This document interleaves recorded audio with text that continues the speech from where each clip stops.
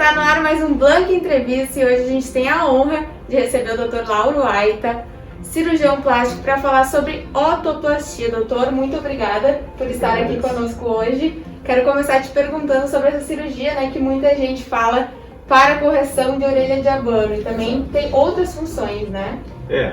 O principal é a correção da orelha de abano, mas às vezes também correção de pequenas fissuras de lóbulo que o brinco pode rasgar, reconstruções de parte da orelha que possa ter sido lesionada em algum momento, mas realmente o principal é diminuição do tamanho da orelha, mas realmente o principal são as orelhas em abdução, a orelha que é de abano, como se chama, que se corrige com essa cirurgia.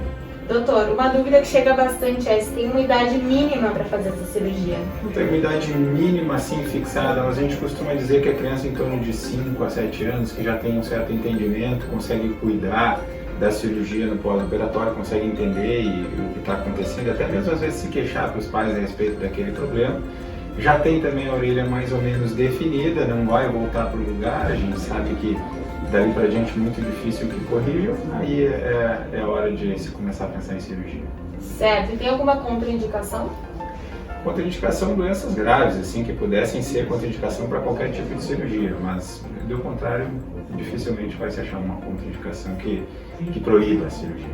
Doutor, muita gente quer saber em relação a quanto tempo tem que usar aquele curativo, como é que são os curativos pós-cirúrgicos? Essa conduta varia muito assim, de cirurgião para cirurgião. A maioria das vezes se usa uma imobilização um pouco mais forte nas primeiras 48 horas. Essa imobilização é removida depois desse tempo. Se colocando uma imobilização mais leve, como uma faixinha de tenista, uma coisa mais tranquila, para o paciente ficar mais alguns dias.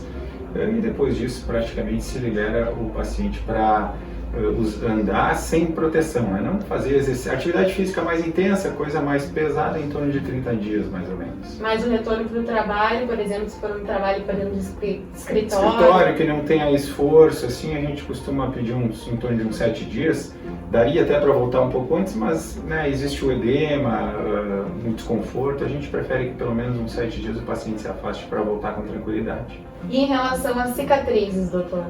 É uma cirurgia que praticamente não deixa cicatrizes visíveis, porque toda ela é feita na parte de trás das orelhas, com uma incisão bem pequena que fica praticamente camuflada e invisível, ele não se enxerga, não dá para dizer que aquele paciente fez uma otoplastia. E quanto tempo dura em média o procedimento?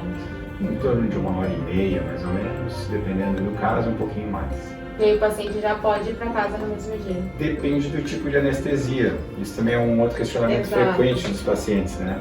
Se for feita com anestesia local, puramente, o paciente levanta da mesa cirúrgica e já praticamente vai embora para casa. Se for feita com sedação, o paciente precisa ainda de uma recuperação na sala de recuperação, né?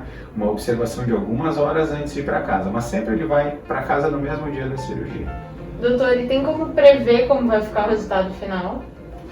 É difícil, a gente consegue mais ou menos dar um indicativo para o paciente, mas a gente evita, assim, programas de computador, fotografias que mostrem um resultado muito exato, porque aquele resultado pode ser meio enganoso para o paciente no pós-operatório. Ele fixa aquela imagem na cabeça. Ou comparações também, né, com outras pessoas. Com pessoas famosas.